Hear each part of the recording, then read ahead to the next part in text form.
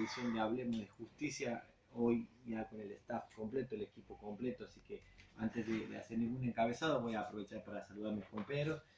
José, sos la novedad de hoy, después de la larga, José, se está de nuevo aquí. Sí, gracias a Dios, ya estamos bien de nuevo y con qué tema hoy, ¿no? Arrancamos aquí, Eduardo lo va a adelantar, lo va a explicar también y también bastante triste, vos hoy nos contabas de lo que dijo el colega pampeano, de Gustavo Agarballo, ¿no? De los 3 fallos, o sea, el Schifrin, ¿cuál es el segundo?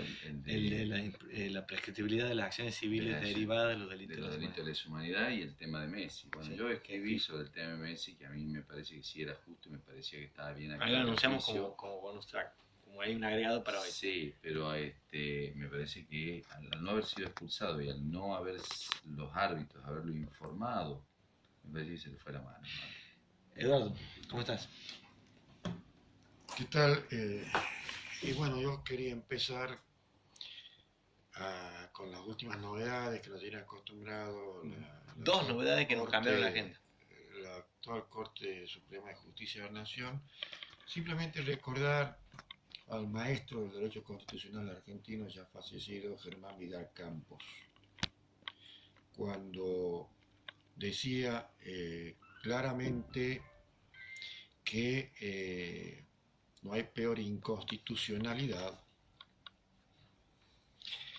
que aquella que cuando se aplica una misma ley a un caso, a distintos casos, una misma ley se aplica interpretaciones diferentes. ¿Qué quiero decir con esto?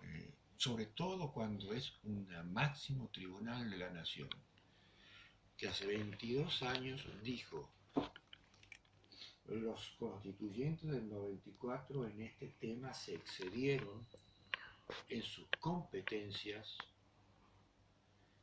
y pusieron límites a la edad de retiro de los jueces, posibilitando que 2 jueces de la Corte Suprema votaran durante años,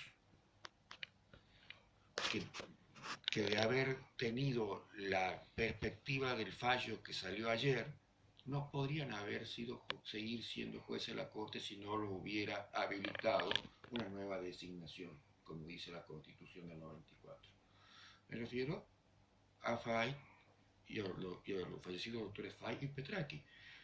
Es decir, vamos a tener una línea de fallos legales, porque ha sido dictaminado por un tribunal que declaró en su momento la inconstitucionalidad de ese inciso del artículo 99 de la Constitución Nacional, el cuarto, última parte, tercera parte, y después, ¿qué legitimidad tendrán a partir de hoy los fallos de la doctora Hayton de Dolasco, que también se aferró en esa doctrina Fay de que no le eran aplicable el límite de edad de la Constitución del 94, y hoy sale, o ayer sale un fallo de la Corte, por mayoría dice que ese fallo anterior no debe ser mantenido porque violó contenidos de un poder constituyente que no pueden ser modificados, y que el poder constituyente del 94 en esa materia no obró fuera de las competencias. Ahora, detrás de Fay y Petraki hubo innumerables jueces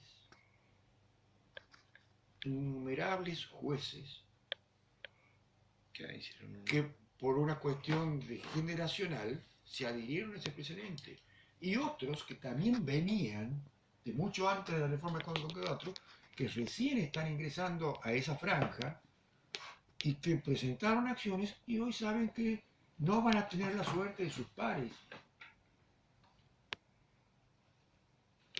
Yo creo, y eso vamos a preguntar hoy con los especialistas que vamos a consultar, que si un tribunal constitucional, porque eso es la Corte, aunque no el tribunal constitucional en cuanto a la faceta de sentido europeo del tribunal constitucional, pero que es la última palabra de interpretación de la Constitución, dice que algo es inconstitucional, no puede después volver sobre sus pasos, hasta que no haya una reforma nueva. Sobre todo cuando has mantenido 22 años esa doctrina aplicando a troche y moche, porque estás violando lo más elemental, la igualdad ante la ley. Porque otro en una misma situación, hoy no va a poder ser favorecido. Y eso, que yo siempre estuve en contra del presidente Fay, pero esta no es la forma de modificar. Ahora, qué triste, Eduardo, que hayan sido dos constitucionalistas los que hayan votado eso, ¿no? Y el nuevo votante sea el más lógico al decir justamente lo que vos estás diciendo, porque lo que dijo... en este caso, así como en el fallo Fontevecchia, rescaté el voto de Maqueda, en este rescato el voto de Rosenkrantz. Porque es más coherente. Si bien yo considero que se equivocaron los integrantes de aquella corte que en el 99 hicieron lugar el amparo del doctor Fay. Para mí, este tendría que haber sido el fallo de aquel entonces. Pero si ya dijiste que algo era inconstitucional como última palabra de tribunal, y después, en base a ese precedente, miles o cientos de jueces se ampararon en esa doctrina, a otros que por una cuestión generacional, pero quizás también compartieron simultáneamente en la cronología los tiempos de los jueces beneficiados, tuvieron que presentar ahora, hoy no tienen el mismo beneficio. Pero ahora, yo lo charlaba con un asesor de la Comisión Constituyente hace poco en Buenos Aires, y me decían que ese artículo fue traído de los pelos, porque ese artículo nunca estuvo en el orden del día. Esa es una de las argumentaciones que siempre se dice. Quieras, otra cosa que he visto y que es cierto, no sé hasta qué punto, y yo lo he dicho también en un voto local, el que es soberano es el pueblo, según la Constitución, no el poder constituyente. El poder constituyente puede ser soberano porque representa al pueblo, pero desde esa perspectiva también entonces, en la forma que lo enunció el voto mayoritario, en este caso Schifrin, el votado ayer, también tendría que ser soberano entonces las leyes del Congreso, porque tiene la misma legitimidad de elección que el poder constituyente. ¿Qué pasa con los jueces que no tienen sentencia judicial firme y tienen más de 75 años? Y se van, con el mismo precedente. Hay una vacancia. Otra cosa, ¿qué va a decir este doctor Jeffrey con el cual le solidarizo? Porque a él el Estado le apeló el fallo. A él el Estado le apeló el fallo y un mes antes a la doctora Elena Hayton, que me merece todos los respetos, quedó firme un fallo de primera instancia.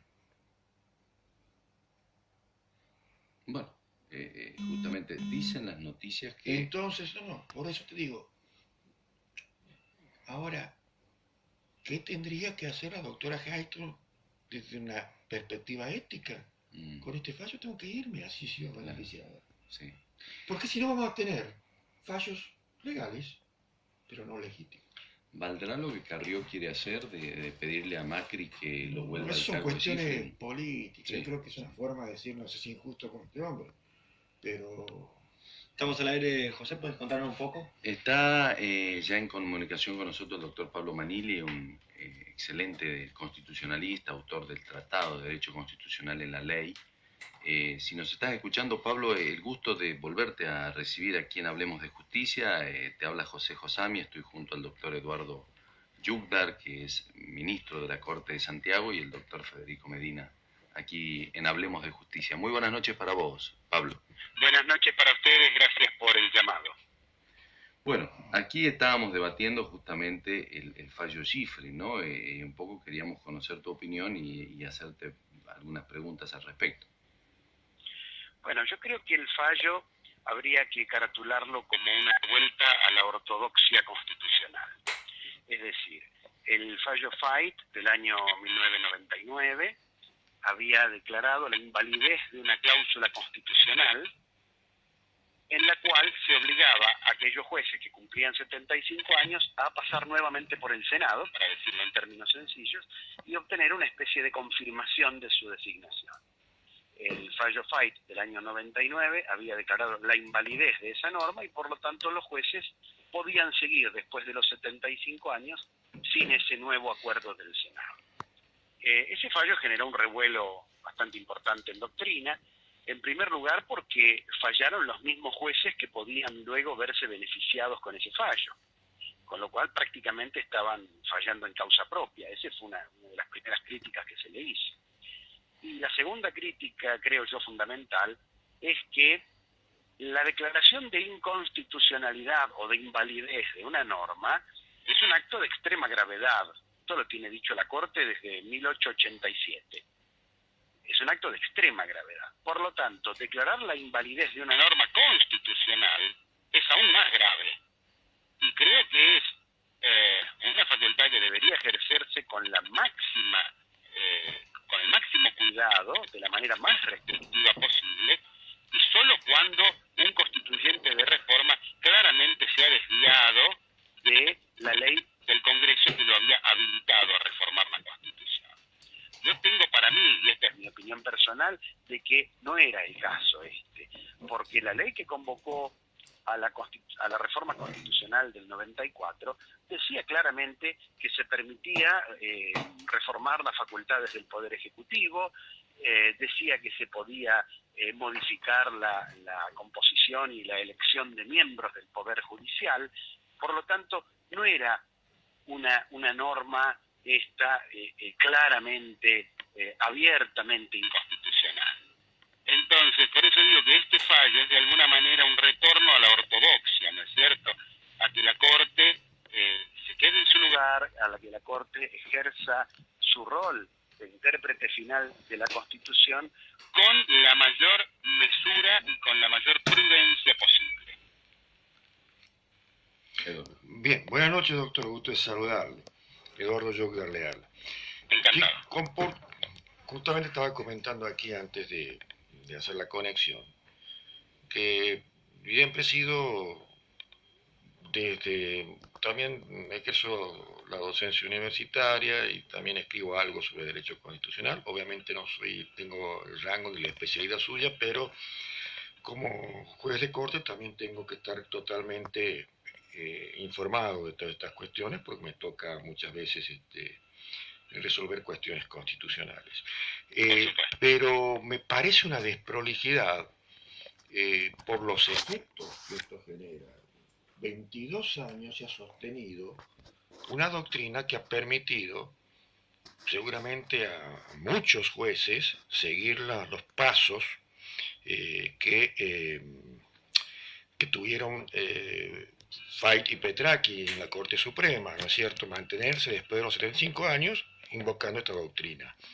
Ahora, hay otros jueces contemporáneos, estos jueces que por una cuestión generacional tuvieron que iniciar ahora el cambio de jurisprudencia, quizás ya con 2 confirmaciones de instancia, tanto de primera instancia como Cámara, le pase como a este doctor Schifrin, que sea la Corte la que diga hemos cambiado y a vos no te corresponde, ¿no? Un poco es como que la última palabra haya dicho este paso que dio el presidente es inconstitucional e inaplicable y afectó determinados derechos que hacen a la magistratura, y ahora es como si una revelación divina diría lo contrario. Yo entiendo que sobre todo a quienes integran un nuevo tribunal no los compromete opiniones de anteriores integraciones, pero creo que la coherencia sobre todo de una Corte Suprema para asegurar la doctrina de un tribunal y sobre todo la seguridad jurídica, y no habiendo habido cambios, por más que el voto de Lorenzetti trate de explicar el porqué de todo este cambio de jurisprudencia, de una reforma constitucional que hubiera obligado a cambiar la doctrina, parece un poquito más o menos desprolijo, ¿no? O sea, una reflexión tardía, si se quiere. Sí, fíjese fíjese usted que, por ejemplo, el único ministro de los que habían votado el fallo Fay, el único ministro que renunció cuando cumplió los 75 años fue el doctor De Lucio, para no prevalerse él mismo de su propio fallo. En el caso de Petracchi, él inició una acción para mantenerse en el cargo que tampoco llegó a la corte porque no fue apelada, al igual que la que inició la doctora Hayton a fines del año pasado. Ahí sí, ahí uno puede advertir algunas desprolijidades, no tanto de la corte, sino del representante del Estado que no apeló esos fallos, ¿no es cierto? Claro, ¿qué explicación le puede dar el Estado Nacional a Schifrin, que dice, yo tenía 2 fallos a favor y me pusieron el extraordinario, y a la doctora Hayton un fallo de primera instancia un mes antes, que seguramente ya conociendo, porque esto ya debe haber estado corriendo los borradores dentro del tribunal, el Estado ni siquiera apeló a la Cámara, ¿no? Eso incluso, ¿qué legitimidad puede dar ahora un voto, más allá del respeto que uno tiene por la doctora Hayton y el reconocimiento, que bueno, que es el tribunal que comparte ya ha dicho que ella está un poco fuera de lo que es el orden constitucional, la forma en que se mantiene la Corte, ¿no? Bueno, pero realmente... hay una sentencia, cosas juzgadas, sí es cierto, pero yo creo que hay un límite de lo legal y lo legítimo también, ¿no? Creo que eso puede entrar a jugar. Y la cuestión ética, Pablo, que también decía el doctor, ¿no? Con respecto a esto, si la doctora Hayton desea continuar, si realmente es ético o no, después del fallo que está sacando su propio cuerpo, ¿no? Sí, si me permiten una comparación, esto me hace acordar a cuando el presidente Menem, para tramitar su jubilación, en un juicio planteó la inconstitucionalidad de un decreto que él mismo había dictado. No sé si se entiende el paralelismo. Sí, hay veces como que pareciera que el perro se muerde la cola, ¿no? Claro, o borrar con el codo lo que firmás con la mano, ¿no? Exacto, sí, pero ahí insisto, la inconsistencia, la desprolijidad es del Estado Nacional, que no apeló el fallo que benefició a la doctora Hayton, que en cambio sí lo hizo en el caso de Schifrin, ¿verdad?